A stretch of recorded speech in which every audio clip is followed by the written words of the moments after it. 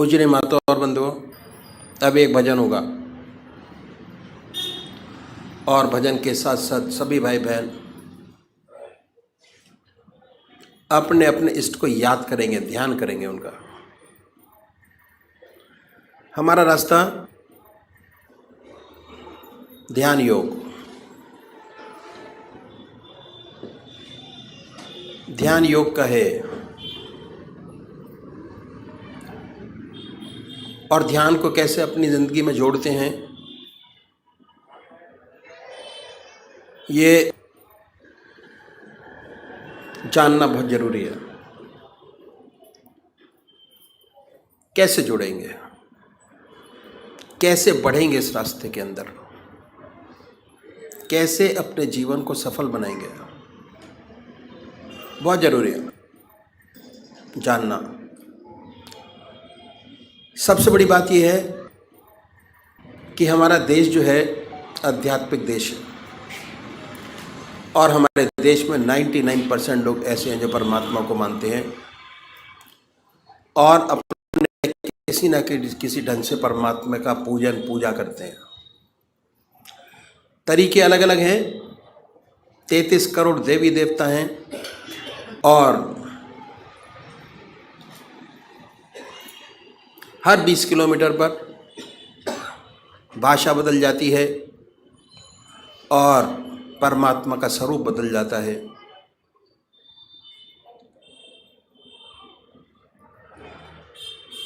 तो हम सब लोग जानते हैं कि परमात्मा ने हमें विवेक बुद्धि दी है, कर्म करने का अधिकार दिया है। बाकी 84 लाख योनियाँ भोग योनियाँ हैं। कितना सुंदर परमात्मा ने ये योनि हमको दी। परमात्मा की साया जब से पैदा हुए तब से हमारे साथ है और जब हम इस जहान को छोड़ के जाएंगे तब भी हमारे साथ है। समझने की ज़रूरत है कि कैसे परमात्मा की कृपा जन्म से अंत तक हमारे साथ है। ये मनुष्य जीवन के अंदर ही समझा जा सकता है और कोई योनि ऐसी नहीं है जो समझा सकती हो। परमात्मा ने बड़ी असीम दया कृपा कर हमको मनुष्य योनि प्रदान की। सबसे बड़ी देन।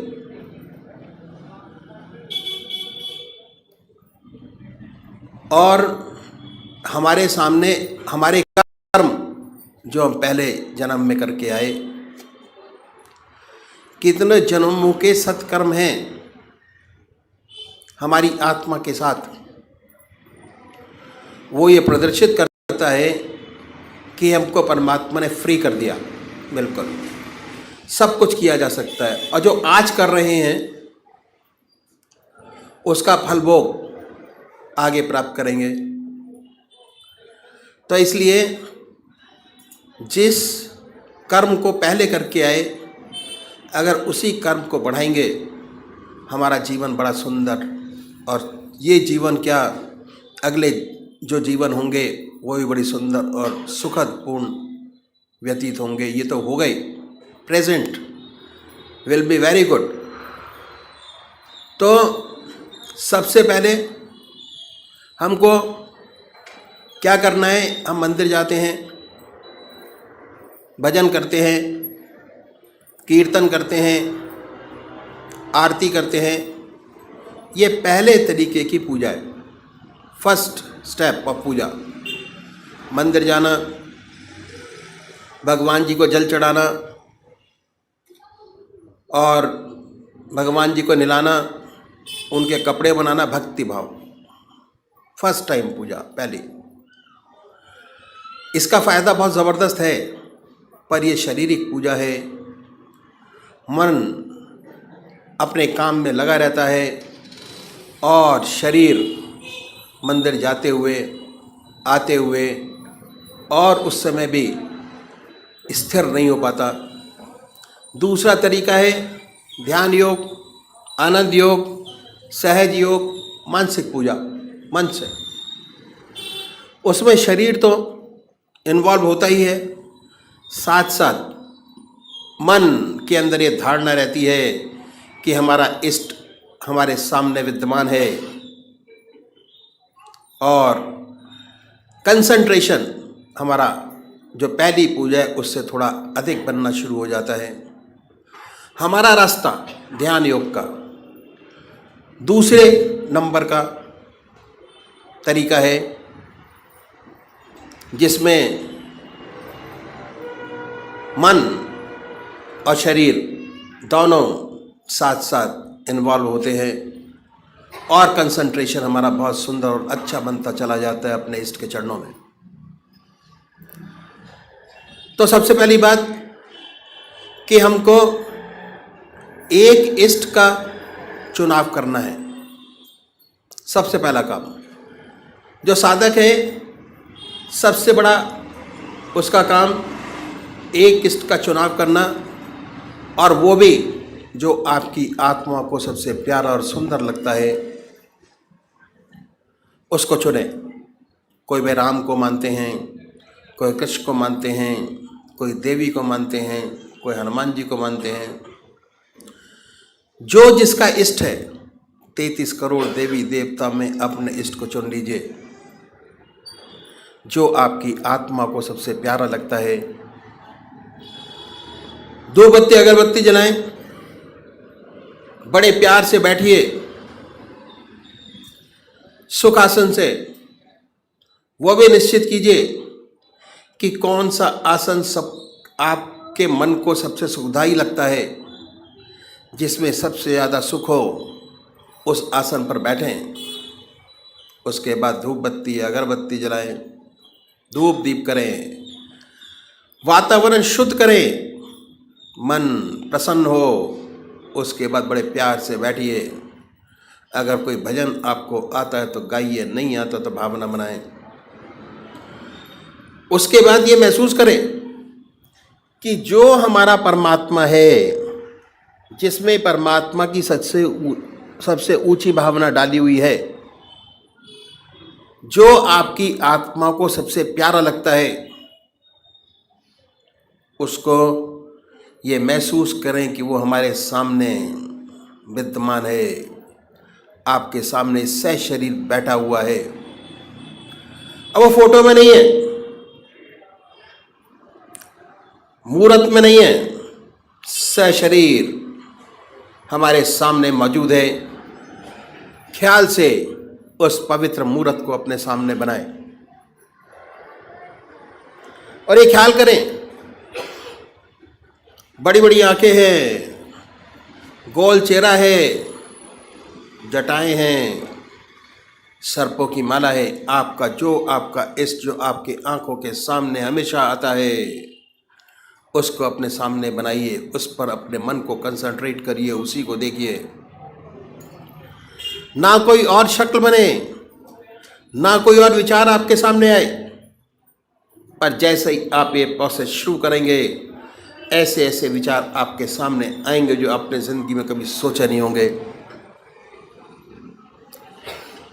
उन विचारों को हटाएं, फिर अपने इष्ट की याद में लगिए। फिर अपने विचार को हटाएं, अपने इष्ट की याद में लगिए। अगर आज ये ध्यान करते हुए, अपने इष्ट की मूर्त बनाते हुए, दिल की हर धड़कन से अपने इष्ट का नाम लेते हुए अगर 100 विचार 1 मिनट में आते हैं, तो कुछ समय बाद अगर यही प्रैक्टिस आपने जारी रखी, उन विचारों में कमी आएगी, और उसके बाद एक दिन ऐसा आएगा कि आप बैठे होंगे और आपका इष्ट सामने होगा, ना कोई विचार होगा ना ख्याल। उसमें ऐसे तल्लीन होंगे, ऐसे खोए होंगे, कितनी मन को शांति मिलेगी। जितना मन पर भार होगा वो हल्का होगा, और ऐसी ऐसी समस्याएं हल होंगी जो जिंदगी में आपने सोचे नहीं होंगे कि ये भी हल होंगी। बहुत सुंदर समा होगा, बहुत मन खुश होगा। मन खुश, आत्मा खुश, प्रसन्नता ही प्रसन्नता है। समाज खुश, दूसरे वो भाई हैं, जो निराकार भगवान के उपासक हैं, ओम, अल्लाह, वाहिगुरु, वो नाम को चुने, बड़े प्यार से बैठिए और ये सुखासन से और ये ध्यान कीजिए कि हमारे मन से ओम नाम निकल रहा है, या जो नाम आपने चुना है वो निकलता है और वाइब्रेट करता है पूरे शरीर के अंदर। उसके वाइब्रेशंस को महसूस करें, उसकी प्रेजेंस को महसूस करें और उसके आनंद से आनंदित होइए। ये पूरा रास्ता ध्यान योग का आनंद ही आनंद का है। बस थोड़ा समझने की ज़रूरत है। जैसे जैसे चीज़ें आपको समझ आती चली जाएंगी, वैसे आपका मन, हमारे शरीर के अंदर आनंद, चैतन्यता, खुशी हमारे मन के अंदर ही, हमारी आत्मा में है। जैसे जैसे उसकी पहचान होती चली जाएगी, उसके नज़दीक होते चले जाएंगे, आप आनंदित रहेंगे और सुंदर काम होगा, समाज की बेहतरी होगी और बड़ी सुंदर अवस्था आपकी होगी। तो अभी एक भजन होगा और भजन के साथ साथ सभी भाई बहन अपने अपने इष्ट का ध्यान करेंगे। टूटे ना प्रीत तिहारी तिहारी, टूटे ना प्रीत तिहारी, जब से तुमने नेह लगाया, जब से तुमने नेह लगाया, मन ने अपना आप भुलाया।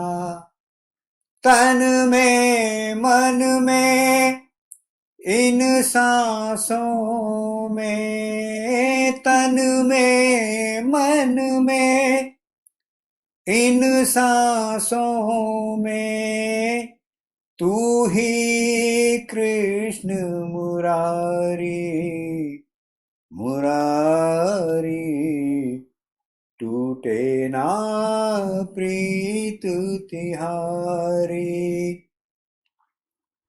मेरे मन मंदिर में आना,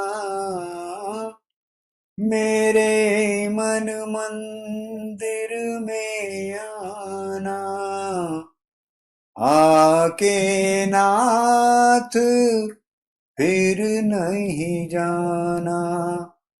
युगन युगन का नाता है ये, युगन युगन का नाता है ये, तू दाता मैं भिखारी भिखारी, टूटे ना प्रीत तिहारी।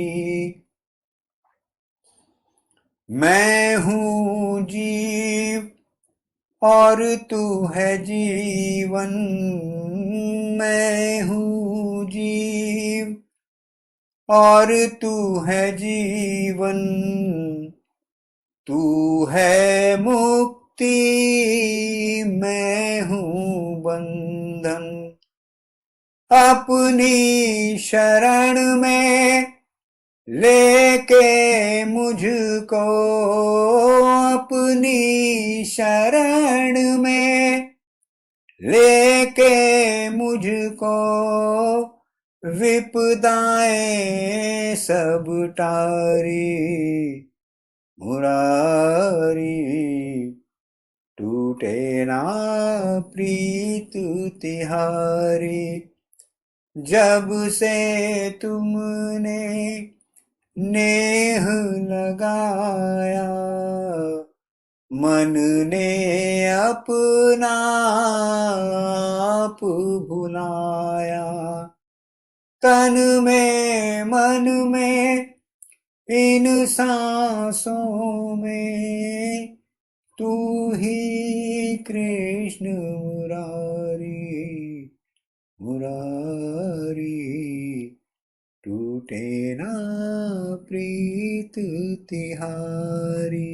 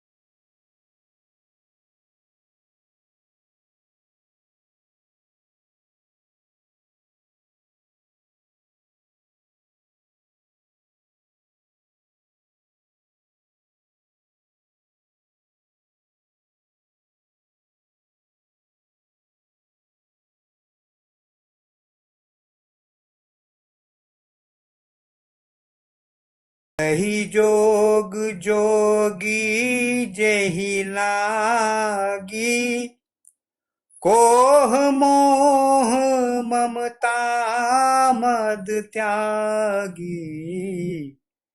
व्यापक ब्रह्म अलख अविनाशी, चिदानंद निर्गुण गुण राशि। प्रातः काल का सुहावना समय है। ये दास पूजनीय पापा जी के साथ घूमने के लिए निकला। हम लोग विक्टोरिया टावर पहुंचे तो घड़ी ने 5:30 बजाए। प्रातः काल की मंद बह रही है। प्राची की लालिमा फीकी पड़ चुकी है। पूर्व दिशा में सूर्यदेव मुस्कुरा रहे हैं।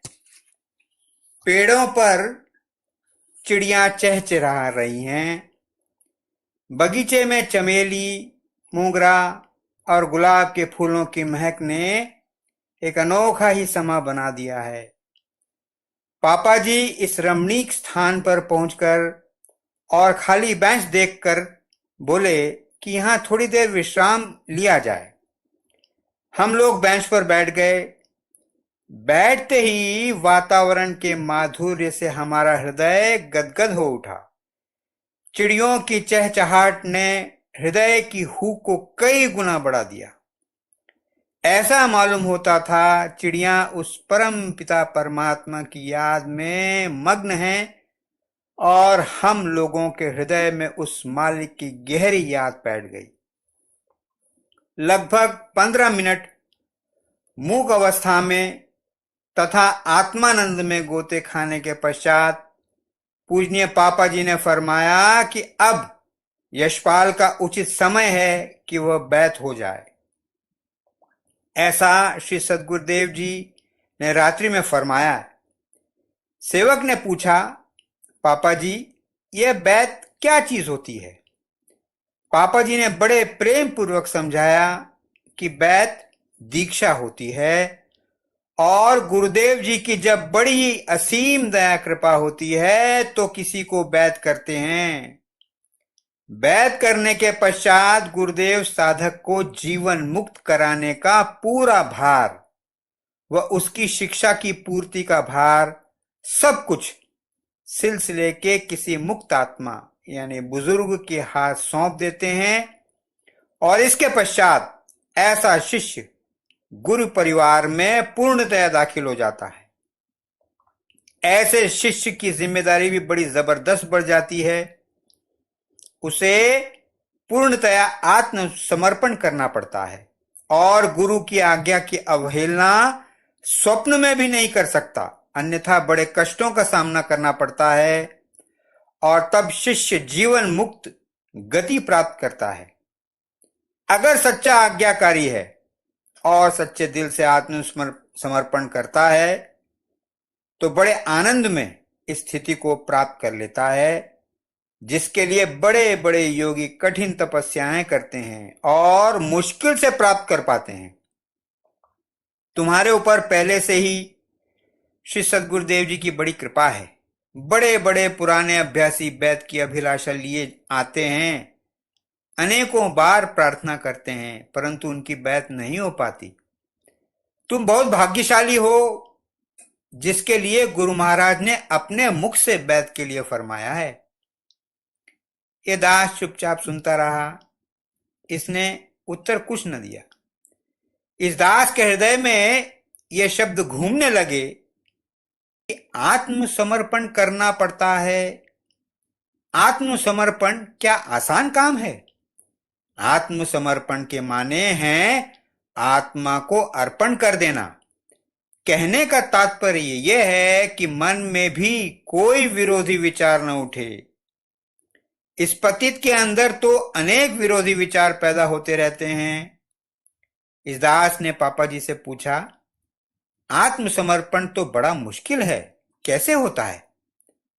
पापा जी मुस्कुराए और कहने लगे, जब तुम्हारी बैत हो तो गुरु महाराज जी को लिख कर दे देना, तन मन और आत्मा आपके अर्पण करता हूं। बस फिर कोई विकार न रहेगा। बाकी आत्मसमर्पण जिस पर उनकी कृपा होती है सब अपने आप करा लेते हैं। जब मेरा बैत हुआ तो मैंने गुरु महाराज जी से यह कह दिया, तन मन गृहस्थ और आत्मा सब आपके अर्पण है। सब कुछ महाराज जी के अर्पण कर दिया और अपने राम ने तो चैन की बंसी बजाई। इसके बाद पापा जी ने फरमाया, मालूम है कि इस सेवक का बैत कैसे हुआ? अन्ना जी यानी पापा जी की धर्मपत्नी अध्यात्म में काफी तरक्की कर गई थी। उन पर परम संत महात्मा रघुवर दयाल जी तथा श्री सद्गुरुदेव जी की बड़ी कृपा थी और मैं बड़ा खिलाड़ी था। मन आया पूजा में बैठा, नहीं आया तो नहीं बैठा। एक रोज मैं कानपुर चाचा जी परम संत महात्मा रघुवर दयाल जी के पास गया। उन्होंने कहा, अरे पंडित, तुम्हारी वजह से तुम्हारी धर्मपत्नी की तरक्की रुकी पड़ी है। अब वह समय आ गया है कि तुम कुछ करो। पापा जी ने उत्तर दिया, सुनो चच्चा, पापा को करना धरना कुछ नहीं, करना धरना आपको है या बड़े भैया को। जो मर्जी हो आप करो या करवा लो। अन्ना जी की तरक्की रुकी पड़ी है सो इसका दोष मेरे ऊपर कुछ नहीं। जो कुछ करवाना हो आप करवा लो। चच्चा जी ने मुस्कुराकर उत्तर दिया, पंडित तुम बड़े टेढ़े हो, बहुत टेढ़े हो। अपने आप कुछ भी नहीं करना चाहते। लाओ तुम्हें एक तरकीब बताता हूं, तुम्हारा दोनों का कल्याण हो जाएगा। बड़े यानी परम संत ब्रजमोहन लाल जी को पकड़ लो और उनसे तुम बैत ले लो, सब ठीक हो जाएगा। पापा जी बोले कि बहुत अच्छा महाराज, और अगले दिन अन्न पानी सब छोड़ दिया। प्रातःकाल चाय आई। चच्चा जी महाराज ने कहा, चाय पियो पापा। पापा जी ने उत्तर दिया, आज तो मैंने व्रत रखा है, जब बड़े भैया बैत कर लेंगे तब खाऊंगा। चाचा जी महाराज ने कहा कि पूछ तो लेते, व्रत बाद में रखते। पापा जी ने उत्तर दिया कि आपकी आज्ञा हो चुकी है, अब आप जाने और बड़े भैया जाने। चाचा जी महाराज बोले, अरे भाई, बड़े से कह तो दो कि तुमने व्रत रखा हुआ है। पापा जी ने उत्तर दिया कि वह आप जाने, चाहे आप बैत करो या बड़े बैत करें, पापा को बैत होना है, जिससे अन्ना जी का रास्ता खुल जाए। चच्चा जी महाराज चुप हो गए। पापा जी ने दिन भर निर्जल व्रत रखा। सायंकाल को जब बड़े भैया यानी श्री सद्गुरुदेव दफ्तर से वापस आए और भोजन वगैरह कर चुके, तब चच्चा जी महाराज ने उनसे फरमाया, बड़े, यह पापा सुबह से निर्जल व्रत रखे हैं। बड़े भैया जी ने कहा, पापा जी को क्या हो गया जो भोजन नहीं किया? चाचा जी महाराज ने कहा, बैत होना चाहते हैं इसलिए व्रत रखा है, आप पापा को बैत कर दें। बड़े भैया जी बोले, आपके सामने भला मैं कैसे बैत करूं? आप ही इनको बैत क्यों नहीं कर देते? चाचा जी महाराज बोले, नहीं भाई, इनका बैत तो तुम्हें ही करना है। लगभग रात्रि के 9 बजे मुझे बुलावा आया। मैंने बैत के बाद अन्ना जी सत्यव्रत सबको खड़ा कर दिया और महाराज जी को कह दिया, ये परिवार सब आपका है, इस दुनिया में मेरा कुछ नहीं है। हमारी बैत तो इस प्रकार हुई। दास ने पूछा, अन्ना जी की तरक्की आपकी वजह से कैसे रुक गई? पापा जी ने उत्तर दिया कि हिंदुओं में शादी शारीरिक संबंध नहीं होता, बल्कि आत्मिक संबंध होता है। अध्यात्म में सच्ची तरक्की तभी होती है जब दोनों ही रास्ते में आगे बढ़ें। दास ने पूछा कि बैत के बाद अन्ना जी की तरक्की खुल गई? पापा जी ने उत्तर दिया, अरे भैया, अन्ना जी ने बड़ी तरक्की की। उनको सद्गुरु जी महाराज ने सत्संग कराने की आज्ञा दी और वह लखनऊ में त्रिपाठी जी के रहते हुए अलग सत्संग कराया करती थी। इसके बाद आपने फरमाया कि वह बड़ी भक्त थीं और सद्गुरुदेव पर उनकी बड़ी श्रद्धा थी। वह तो सद्गुरुदेव जी महाराज से कहा करती थीं कि जब मेरा शरीर छूटे तो मेरे शरीर का अंतिम संस्कार आप करें। गुरु महाराज जी कहते कि अन्ना जी, ये कैसे हो सकता है, वो तो पापा जी करेंगे, यह तो हिंदू धर्म के अनुसार नामुमकिन है। पर अन्ना जी की जिद थी। वो हमेशा यही कहती थी, मेरा संस्कार आपको करना पड़ेगा।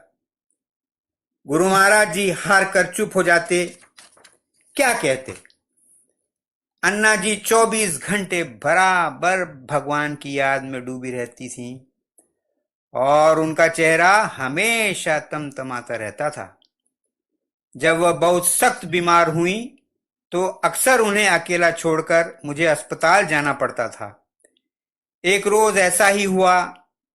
जब वापस आया तब उन्हें लगभग भस्म हुआ ही पाया।